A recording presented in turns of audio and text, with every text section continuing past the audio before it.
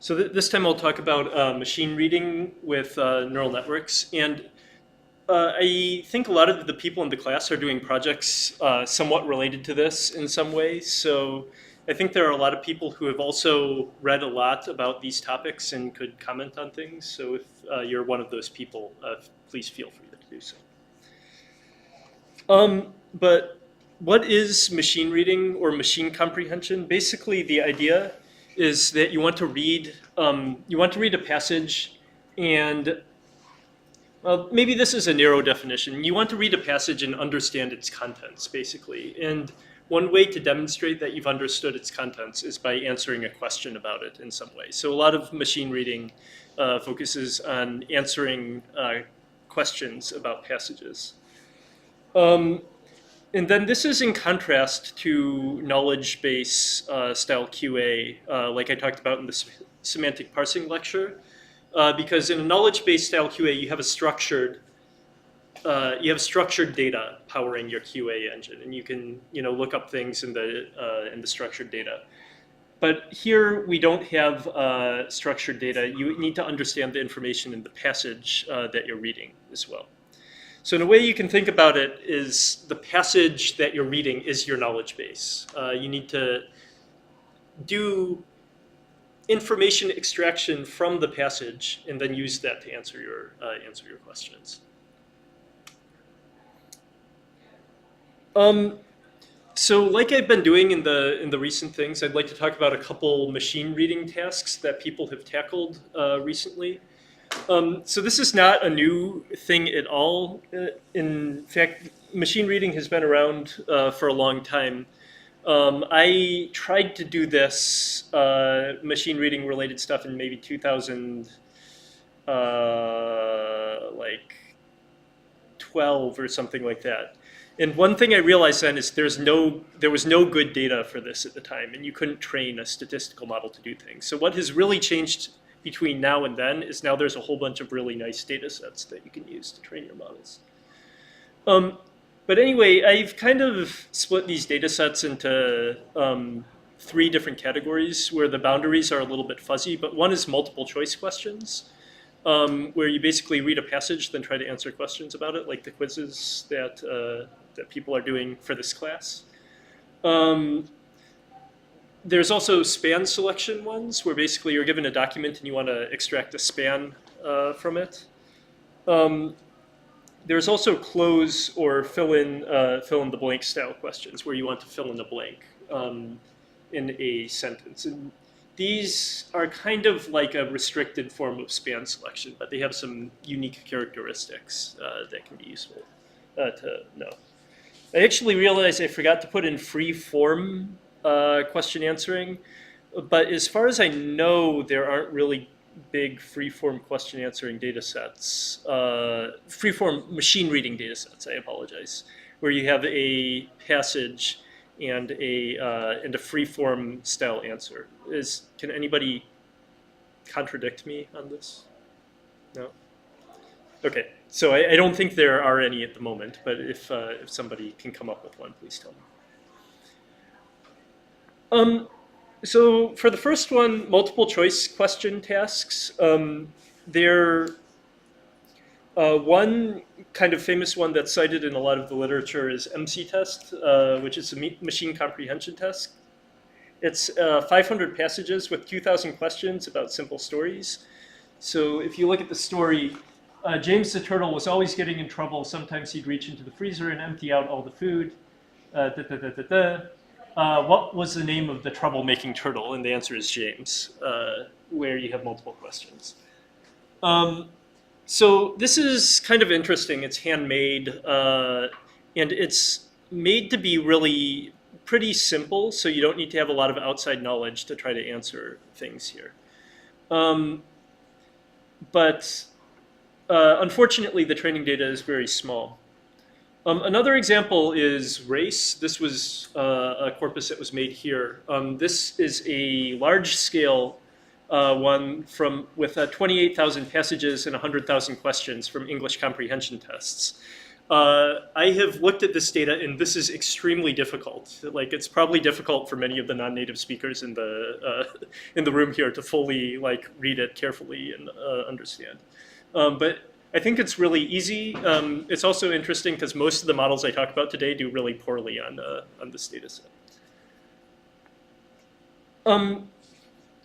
In terms of span selection type data sets, one very famous one that is one of the recommended or one of the suggested tasks here that tons of people are using is Squad.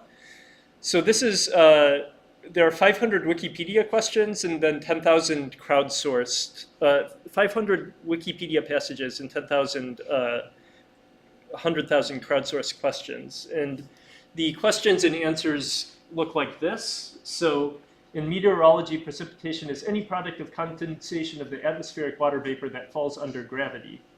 And then you have what causes precipitation to fall, and et cetera, et cetera, et cetera.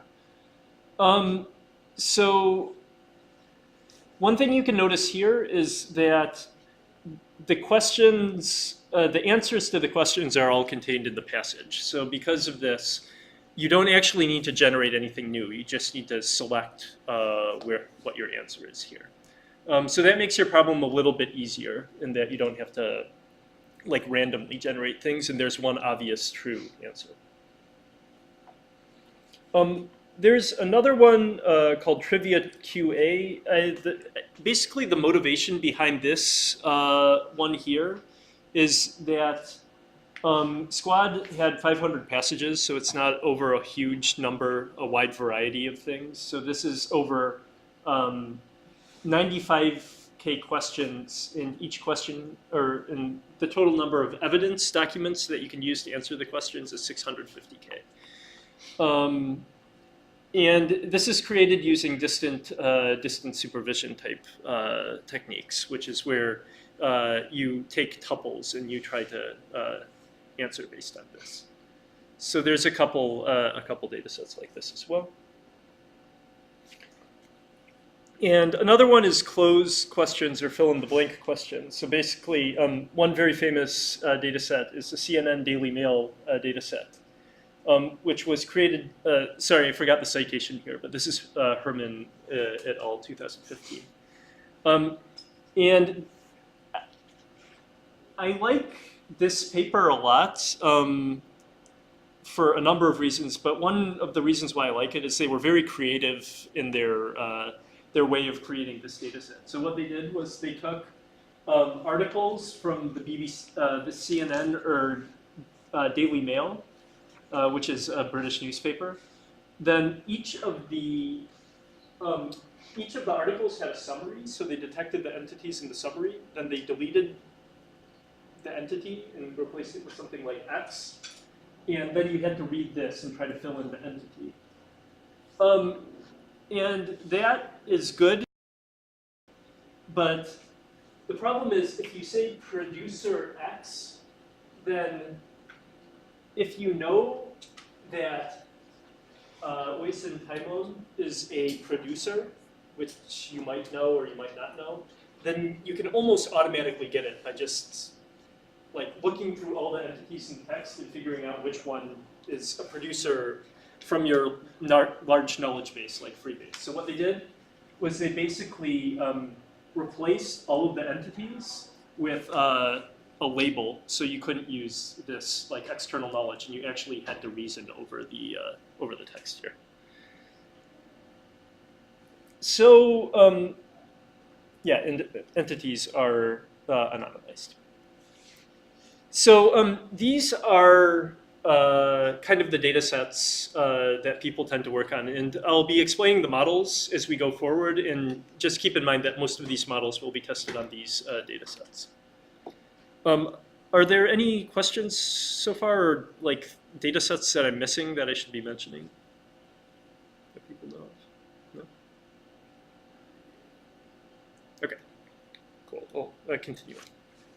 Oh, so one thing I should mention is I'm not mentioning just regular QA data sets. I'm specifically mentioning ones where you have a passage that you have to read and answer from that. So there are, of course, lots of other QA related data sets as well. So up until now, I presented a whole bunch of models of neural network models for various aspects of natural language processing. But whenever we whenever we think about a particular application, we should think about what's necessary for it and how that motivates the design of our models. So for machine reading, one of the biggest things that's necessary is that we must take a large amount of information and extract only the salient parts. And the way that most people have done this is through some variety of attention, because attention focuses on the salient parts of the passage that we're trying to use. Specifically, they have been motivated by the way you would answer a question yourself if you had to read a passage and answer a question. So if you have to take a test and you have a passage that you need to read and a question, what strategy do you take? Which one do you read first? Question? Yeah, I think a lot of people here are saying question, and I think that's a good strategy. So you read the question first, you know what you want to look for when you read the passage, then you go and read the passage. So a lot of the models here will be kind of motivated by that intuition. Another thing that's a little bit different from what I've been talking about previously is that some of these require multi-step reasoning. So the idea behind multi-step reasoning is basically you can extract some information. So another thing you do when you read passages is basically, or when you take a test is, I think it's pretty common, or at least I use this strategy, where you read the question, then you go and skim the text for information that looks relevant to the question. You read that information, and then you realize that, okay, I can answer the question now. Or you realize, oh, I cannot answer the question yet. I need to read some other surrounding information. So you kind of do this multi-step process of reasoning about what kind of things you need to answer the question. And that is also captured in some of the models that we have here. Okay. So I'll start out with some attention models for machine reading type tasks. I think these are also useful for anybody who's doing document processing, even if it's not QA, but you have a document and you want to do some sort of processing related to it. But I'll specifically talk about QA related models. So I'll start out with a basic model for document attention with respect to machine reading. So basically what you do is you just encode the document and you encode the question and then you generate an answer, either a sentence or a single word or whatever. So you have something that looks like this. And this encoding function can be whatever you want, and how you define this encoding function determines the strength of your model, basically. Of course, you could just run a big convolutional neural network or whatever. I talked about a bunch of sentence encoding models, and it'd be easy to just run that, but unfortunately, encoding whole documents with high accuracy and covering the information that you need from the question is not an easy task. So those straightforward models don't work incredibly well.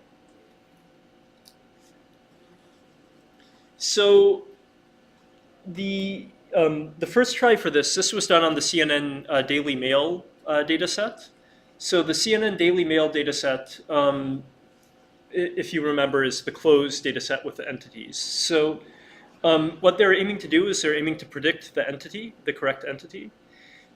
So what they did there is they read the query U first, and then they attend to the values in the context vector. So the model looks like this. They first run a bidirectional LSTM on the query and get U, and they run a bidirectional LSTM on the document, and they get encodings for each of the words in the document, and then they run attention, where you do the score multiplied by Y. And here the score is a function of the encoding U and also the encoding of that particular word. So you're basically attending to something that looks relevant to the query. This is a straightforward model, but it seems to work relatively well.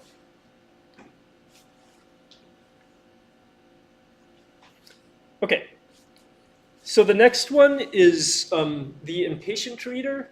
So the idea here, I actually kind of like this model because it's simple and kind of makes sense and follows how I would try to answer questions on a test. This one totally doesn't make sense at all if you're a human, but if you're a computer, it might be a good idea. Basically what you do is you reread the document every time you get a new query token, and then you update your understanding. So the model looks like this. You do this encoding type thing, and then you take your encoding for this word, you do attention over the entire document, and you get a vector. Then you take the encoding for this word, again you do attention over the entire document, and you update the vector. Then you take this word and you do attention over the entire document, and then you update the vector. So this is maybe not a horrible idea.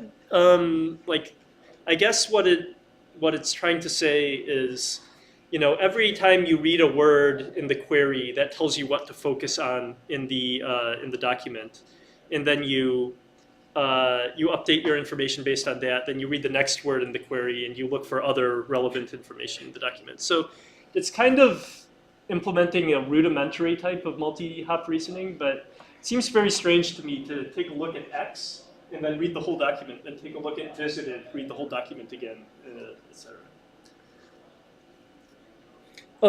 So this paper compared the attentive reader and the impatient reader with a simple ByLSTM encoder where you encode the query and you encode the document all just in one big sequence like this. So you just run a big ByLSTM, and then you take the last node of the forward one, the last nodes of the backward one. You combine them together and answer the question. And the attention-based models worked better, so that kind of motivated the focus on attention in these machine reading models. So after this, this was a very nice idea. This was very well, the idea of creating this big data set in these models was very well received, and there was a lot of work on this after that. One example of this is the attention sum reader. So I think this is also a nice kind of intuitive model for anything where you need to pick out a single entity from a document. So instead of attending to the document to get the representation, you instead basically perform attention as a way to pick the entity from all of the entities in the document. So then the score of a particular entity is the sum of the attention scores over all mentions of the entity. So we have a illustration of this here. Sorry, that's kind of small, but basically Obama in Putin and said Obama in Prague. You can see Obama appeared twice, and we calculate attention over each mention of an entity, and then you return the sum of the mentions of that particular entity. So in this case, Obama's sum of scores is equal to this, and that is equal to the probability or proportional to the probability.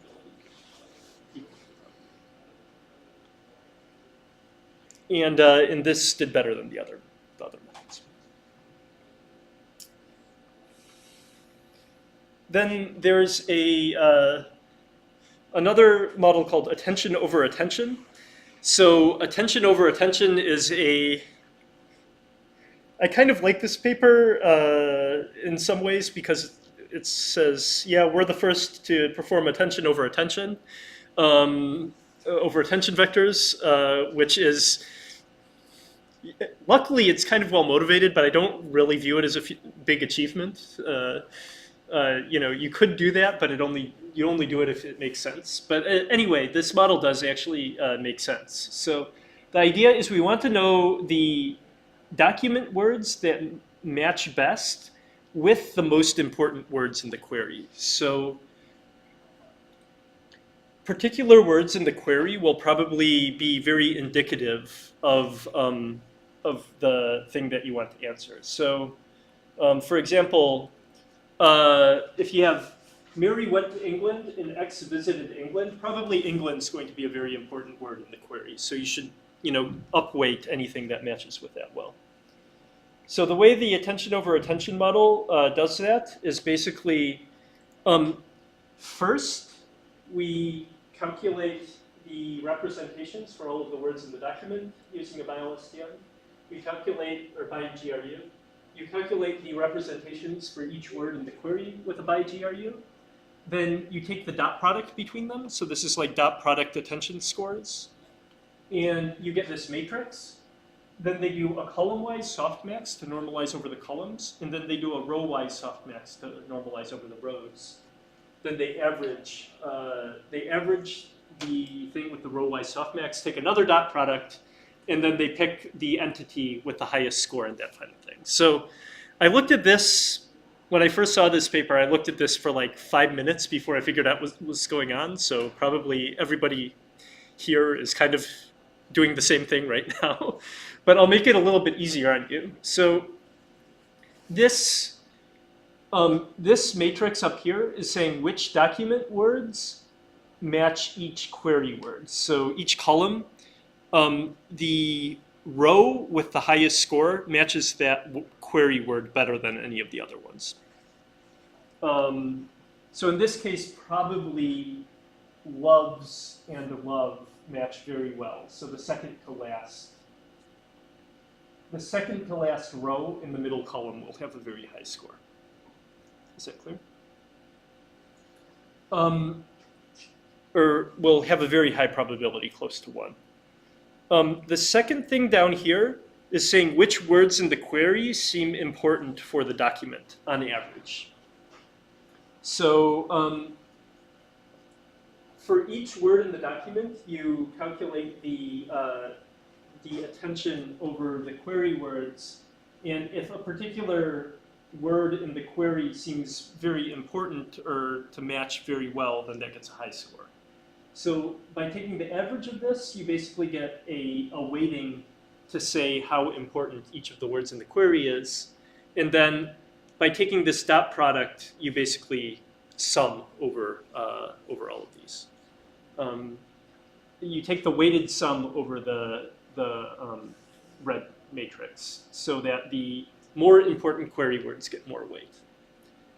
And then you do the attention sum thing mentioned in the previous thing here to get your final score. Is this, do people get this? Okay. What's the meaning of the SG and SK? Because like the probability of Mary given document and query is a sum up of that. Right. So that's this right here. Oh, okay. So this is exactly the same as that part is exactly the same as the attention sum reader.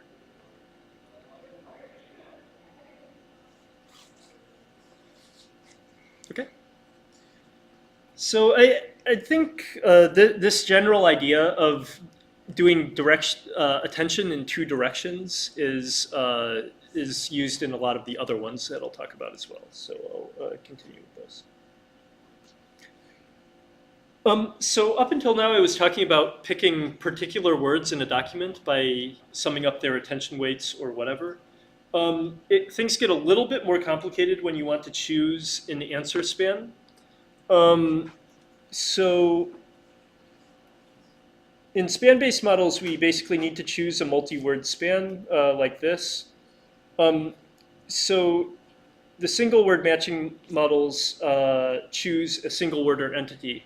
I should mention that these models are also different from things like NER.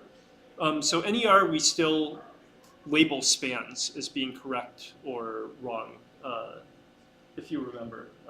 Like a span might be a person or a location or something like that. But these models can label multiple spans, so that's the difference between this. This one has to pick the one best span out of the entire document. Oh, and one other thing that I forgot to mention is you can evaluate these spans in a number of ways. You can either evaluate spans by exact match, or you can evaluate them by the number of words that you got correct, the F measure of words that you selected that were in the span or not. So then if you get if the correct answer is within a cloud and then you just select cloud, you will still get partial credit.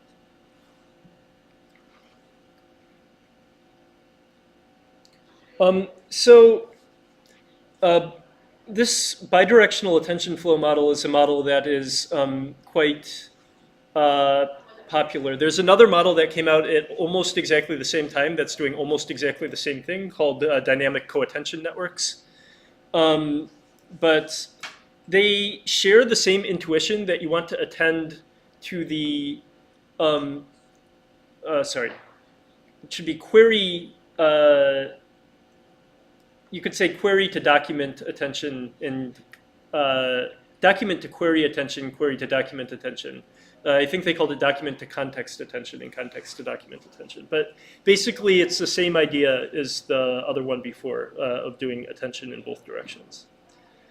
And then both representations are concatenated to word representations themselves in the document.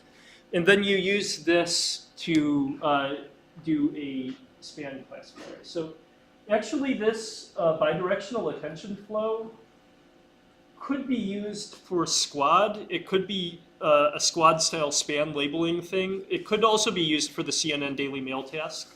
It's basically just a way to encode the words of the document in a more intelligent way than just running a BILSTM over them. So the way this works is very similar to the previous one.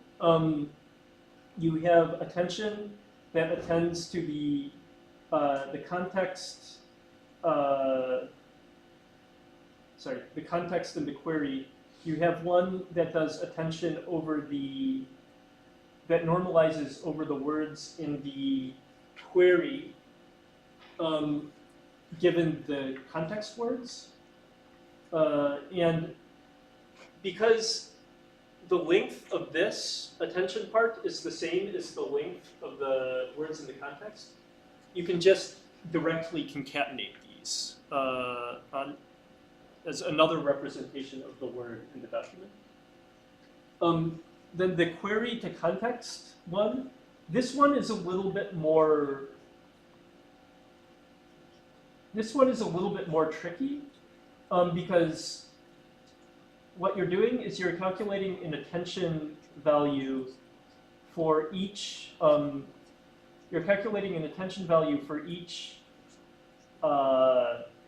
word in the context given each word in the query.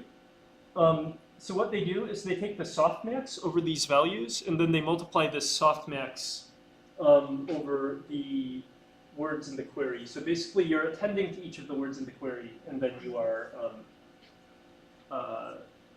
concatenating that together. So once you do that, you basically have 3 types of representations for each word. So each word has its regular word-based representation. It also has its query to context representation. It has its context to query representation. And so now you have basically an enriched representation of each of the words in the document. Then you run another BILSTM on top of it to combine together neighboring representations. And then you have a span start and span end classifier, where basically you calculate a softmax over all of the, you calculate a score, calculate a softmax over all of the representations and predict the start and end. Any questions about that? No? Okay. So this is a very nice model for calculating the start and end, but we have one major problem, which is that the softmax start and softmax end um, are basically very, I don't know, they're predicted more or less independently. They're not entirely independent, but you don't have any concept of the start and end needing to be particularly coherent. Or let's say you pick the end value and suddenly the start value doesn't seem like a very good idea anymore. So you have this kind of problem of sequentially predicting things in a way that isn't optimizing your overall goodness. So there's a slightly more intelligent way of doing this. There is the dynamic span decoder. So this is iteratively refining your left and right boundaries. So a conceptual diagram is something like this. You first calculate all your representations of everything, and then you basically calculate the probability of the start and select the maximum value here. Then you calculate, given the maximum value of the start, you calculate the maximum value of the end. Then given the maximum value of the end, you calculate the maximum value of the start, and you kind of iteratively refine until you find something where you're happy with the idea. And this is a way of a slightly smarter way of decoding to get an answer here. I think I actually forgot to add the slide about this, but recently there was a paper that, in addition to doing this, they used a reinforcement learning type objective where you actually considered the reward that you get for deciding this span boundary. I think it's called the DCN plus or something.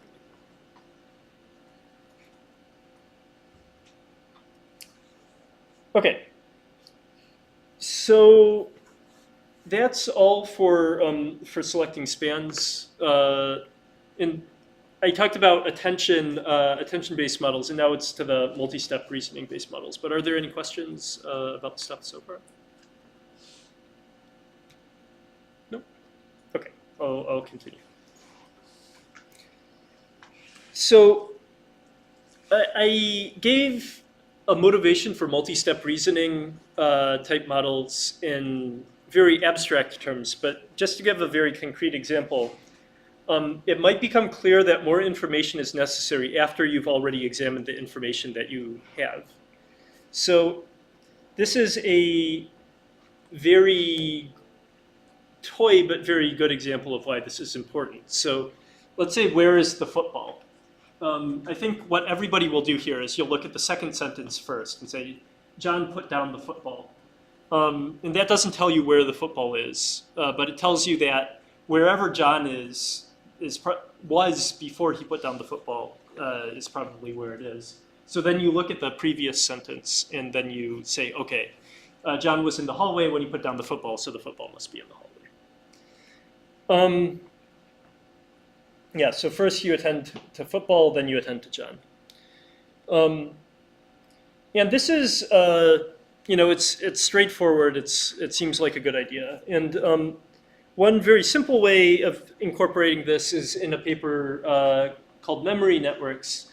As I've said before, the definition of memory networks is kind of vague. So this particular paper gives a particular instantiation of a memory network, a very particular instantiation of a memory network for document level QA, but you could also think of other things as memory networks as well, and there's lots of other papers about them.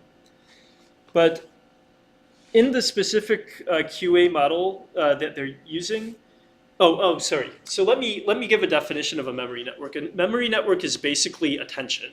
It's basically the same thing as an attentional model. And they both came out at the same time, which is why two terms exist. But they're very, very similar in that you are just choosing which information in your large database of information that you have to select.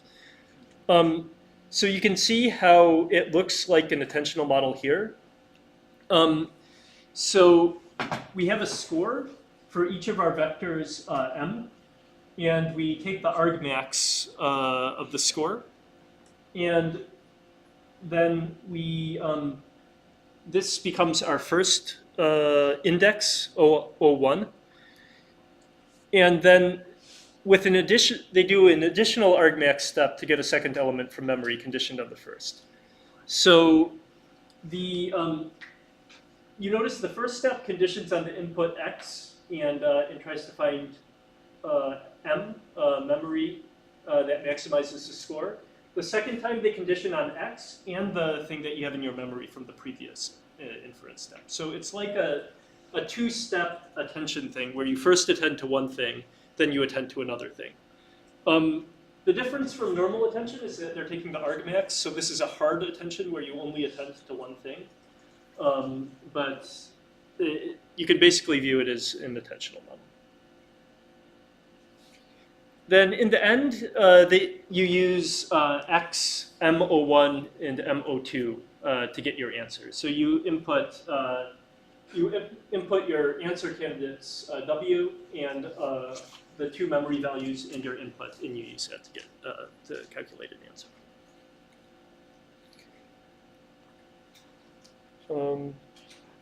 So are there any questions about this? No? Okay. So the first memory network paper here, this is a pretty interesting idea, but it has a couple of problems. One is that it's basically only using two steps of memory to do anything. The other problem is that this is using an argmax, and as everybody knows, argmax is not differentiable, so it's not very easy to train this. So the next paper, this is called end-to-end memory networks, is basically they soften the argmax by using a softmax. So they do the same thing that you do in attention-based models. And they also add multiple layers. So instead of just doing two, they vary the number of layers that you use here. And they have this memory, the memory network that then combines things together in a soft manner instead of taking the argmax. Okay. So this is good, of course, because if you do 3 hops, you can first attend to John. In the example I gave, you could first attend to John, then you can attend to the previous sentence based on the fact that you saw John put down the football. Then you can attend to the next thing if necessary. Okay. So this begs, or not begs, but this basically makes you ask a very natural question. So I can use as many of these layers as I want. I could use 500 layers or whatever, but that would increase your computational costs. So when do I stop doing this? So in the first, in several works, they just arbitrarily pick 2, like the one I said before, 3. And you have a single step of looking up your memory, or a couple steps of looking up your memory, and you do the same number of steps every time. There's also a couple of alternative methods. For example, this paper here has a special stop reasoning symbol. So here you're taking the argmax over your memory, and basically they have a like a blank memory symbol that you can take the argmax of that blank memory symbol, and that will say basically stop. I don't need I don't need you to look up things anymore. There was also a paper that has an explicit stop reasoning predictor, and they use this to decide when to stop reasoning as well. And both. I think particularly the second paper claims that this is better than having a fixed number of steps.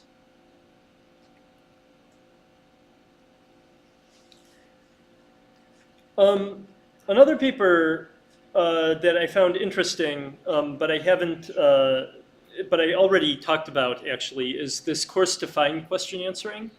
So you could kind of view this as a multi-step reasoning procedure as well. So I thought I'd mention it one more time, and it's also relevant to machine learning. But given a long document, first you decide which sentence to cover. Then you do deep reasoning over that document. So basically, given your query in your document, you do a cheap form of sentence selection that allows you to kind of figure out which things are relevant. And then you do a form of answer generation. Then you do answer generation based on these relevant things. You could even think about something where you kind of combine this with multi-hop reasoning, where you did sentence selection once, and then you did reasoning, then you did sentence selection again. But the authors didn't do this, partly because I think their motivation was to answer things quickly as opposed to answering things in the most accurate way. But I think that would be interesting as well if people are thinking about things. So the answering part is stochastic. How are the backpropagating? Sorry, the sentence selection part is stochastic. The answering part is just a normal neural network, but they're backpropagating using reinforcement learning, I believe. So this is a place where reinforcement learning actually can be expected to work kind of okay, because it's only picking binary variables. It doesn't have a big action space. Okay. So I might finish a little bit early today, but I'd like to kind of wrap up with a caveat about data sets. So one of the things I mentioned was it's really great that we now have these big data sets that can be used to do machine reading. But one caveat to this is all data sets have their biases, and there's almost as many papers complaining about how bad particular data sets are as there are papers about data sets. So I think it's definitely, data sets are definitely not a solved problem. So no matter what the task is, of course, we need to think about our data sets, and we need to know what they look like. So there was actually, maybe some people have seen this online, but there was this big debate on Twitter and Medium and stuff about the necessity to look at your data in natural language processing, where supposedly language independent method included data from the same language in the training and test sets by accident because they came from two tree banks. So there's two finished tree banks in the universal dependencies, and one of them was in the training set and one of them was in the testing set. So you need to look at your data and be careful that you're not doing any things that don't make very much sense. But anyway, no matter what data set, data bias matters, so we can have domain bias. We might say that we might say that we've come up with this great model that solves a lot of our problems, but in reality, it might only work on a very limited subset of language. There's also simplifications that we make for our data sets. So let's say we remove all of the long sentences in our data set to make training or testing easier. Then maybe it won't generalize as well if we get longer sentences, etc. Another thing that I forgot to add on this slide, but I realize I really should have, is a lot of people in this class, we have an implicit assumption that we're working on English text, and it might work on English but not work on any other languages, or might not work on a large number of other languages. So English is very morphologically poor, for example. English doesn't have a lot of morphology, so it might not work on morphologically rich languages. Is one thing that you could assume might be a problem. In particular, for reading comprehension, real large-scale copyright-free data sets are hard to come by. So because of this, people have been very creative in how they've tried to get real ones. But many data sets from weak supervision have not been vetted properly. And these cause problems that people have been thinking about. So one case study, this is a very popular data set, Baby, which is an interesting idea. The idea is automatically generate synthetic text aimed at evaluating whether a model can learn certain characteristics of language. So the text looks like this. Mary went to the bathroom, John moved to the hallway, Mary traveled to the office. And then where is Mary in the office? And then you have two supporting facts. John is in the playground, John picked up the football, Bob went to the kitchen, etc. And you know, humans can answer these things, but this is a very, very limited subset of English. And this was kind of presented as a way to, this was presented in a way to measure whether your system can do various types of inference. But in reality, you can do a lot by just remembering patterns that are artifacts of the data creation process. So the main problem here is when papers evaluate only on this extremely simplified data set and then claim to learn something natural about language. So we need to make sure we scope our claims properly and say, you know, we didn't create a language learner, we created a baby learner for the baby data set. And then it seems to work well here, but whether it works on language or not is not clear. So I'd like to propose Neubig's law, which is if you can write a rule-based system to solve a data set with 100% accuracy very quickly, it's probably less interesting than a real data set. And I will also give extra credit to anyone who can read Pereira and Schreiber's natural language processing with Prolog and write a Prolog program to solve the baby data set. I don't know how much I'll give extra credit, but if you impress me, I might give a few points. But in all seriousness, this data set is the kind of data set that appears in this textbook as examples of how you can write Prolog programs to solve natural language inference. And everybody knows now you can't write Prolog programs to solve natural language inference, which is why you're in the neural networks for NLP class as opposed to the Prolog for NLP class. So, you know, just be careful. Whenever you see a new data set, think about, could I write 500 lines of code to solve this with 100% accuracy? And if so, maybe you don't need to be training a neural network to solve it. More realistically, even very nice looking data sets can have their problems. So this is a paper on the CNN Daily Mail data set.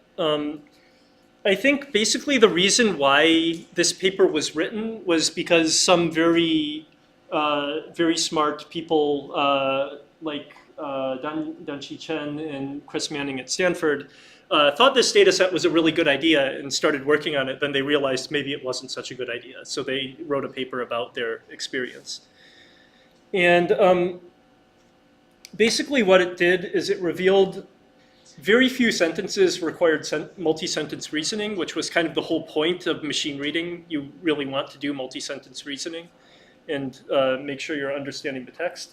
And the remaining ones that were difficult to solve were impossible for humans to solve also. So they had this nice categorization where they say 13% can be solved by exact match. You can basically exactly match the sentence. 2 of them can be solved by paraphrasing. 3 of them, 41% can be solved by paraphrasing. 19% can be largely solved by some simple textual clues that figure out how close, by looking how close the clue is to the entity, you can solve 19%. Then 2% can be solved by multi-step reasoning. So only 2% of the questions in this data set are actually interesting. And then 8% of the ones are problems because of the co-reference system that the DeepMind people used to create this data set wasn't 100% accurate. So if there's a co-reference error, you can't solve the, because the data set's anonymized, you can't solve the question. So 8% are unsolvable. 17%, you have something like entity 10, entity 95, and entity 17 went there yesterday. And the question is, who went there yesterday? And the answer is entity 95. So it's very difficult to pick the correct one just by doing that. So that's the remaining 17%. And then their model got something like 72% accuracy. So they only had got some amount of accuracy that it wouldn't be like interesting to work on this data set anymore. So after this, I think this was one of the motivations behind creating Squad or other data sets that were better for this.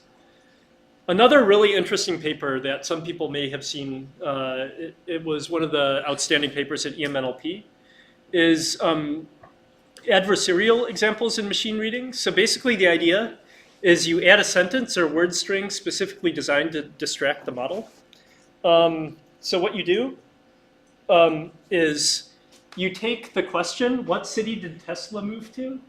And they take the sentence, they take the entities in the sentence and they change the entities around a little bit to be different entities. And then they add this to the end of the passage. As the very last sentence of the passage. And then suddenly all these models that were trained on Squad that got 81% accuracy now drop down to 46% accuracy, which shows that despite the fact that we thought these were very kind of clever models that were solving natural language inference, actually they're still relying very heavily on these kind of surface level cues and aren't actually reasoning about things that much. So I really like both of these papers because they kind of pick apart and come up with the things that we expect the model to be bad at and demonstrate, or particularly this one picks out the things that we expect the model to be bad at, and it turns out it was really bad at it. So now we can think about ways to create things that are more robust. So it's a little bit early to finish, but are there any questions about? Yeah. So I have a question about multi-stage reasoning. Yeah. Not be in the literature, but Uh-huh. it seemed to me like if you want to grab, in single step, you want to grab the answer and use the passage as a knowledge base, that makes sense. Mm-hmm. In multi-stage reasoning, it just seemed to me like you start to require human knowledge or outside knowledge to go from step 1 to step 2 in a lot of cases. Is that maybe not so much true as I think? It very much might be true. What is human knowledge? Like what types of? Not in the passage, I should say. Sure. So it might require human knowledge. But like what would be an example? Well, in the example you have in your slides, Mhm. so like John put the football down. John was in the hallway. Is that right? Mhm. So you would, I guess, to link those two together, you have to know that when John or a human being puts down something, it's Mhm. going to be in the same area as John. It's arm's length or whatever. Yeah. But that's not in the passage, right? Right. Not in the code. It's common sense. This is from the baby data set, and probably the baby data set contains a lot of these examples, so it can kind of learn when it finds the word put down, it needs to look at the previous sentence, or something like that. So I agree that that would be difficult. There are kinds of things that qualify as human knowledge that actually neural models can model very well, which is things like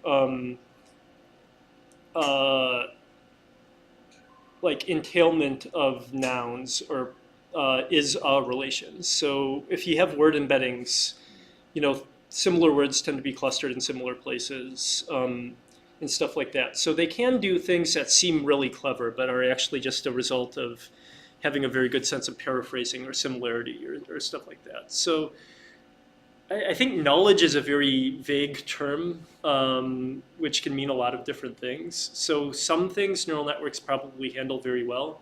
Some things like, this is kind of like not event, but like verb-based entailment, spatial reasoning, etc. And stuff like that, I think it's not clear whether off-the-shelf models can do that. But maybe they can.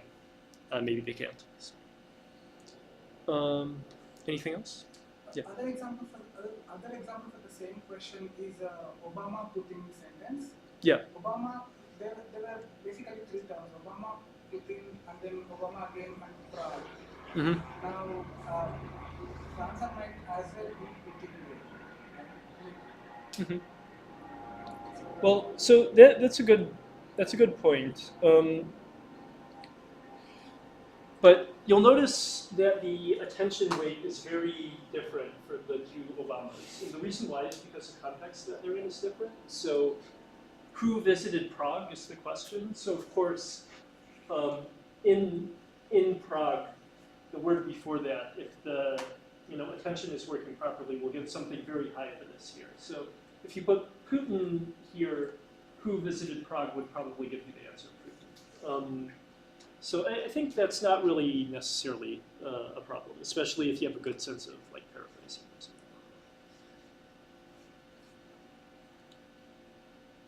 Anything else?